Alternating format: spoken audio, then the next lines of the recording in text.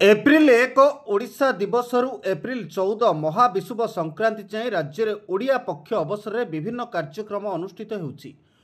ओडिया पक्षरे हेबाकु थिबा कार्यक्रम में सरकार विभिन्न विभाग एथिरे सामिल होउथबा बेले शुक्रवार गंजाम जिला कोदला एनएससी ठारे युव लेखक कवि कवयित्री छात्र छात्री को सम्मानित करा जायछि। एनएससी अध्यक्ष सूर्यनारायण नायक, उपाध्यक्षा रंजिता सेठी, समाजसेवी अच्युत साहू समेत एनएससी कर्मचारी माने उपस्थित रही यह सम्मान प्रदान करछन्ति। कोदला अंचलर कवि दुर्गा प्रसाद दास, वृक्ष प्रेमी तथा युव लेखक मनोज कुमार पाढ़ी समेत लक्ष्मीनारायण डिग्री कॉलेज 15 जन छात्र छात्री प्रतिभा को पुरस्कृत करा जायछि।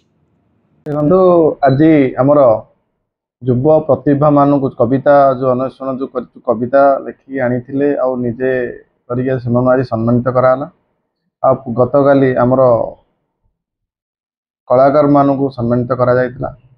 एनएस तरफ एटा सम्मानित हेले मान सम्मानित कराला। ओडिया पर्व आमर ओडिशा गवर्नमेंट रो कार्यक्रम 15 तारिख पर्यंत अच्छी आमर गोटे दिन प्रत्येक दिन कार्यक्रम होउची। से कार्यक्रम एनएस तरफ आज कविता जो माने आनिकी आज अनुष्ठान कले से आम से सम्मानित करिलु।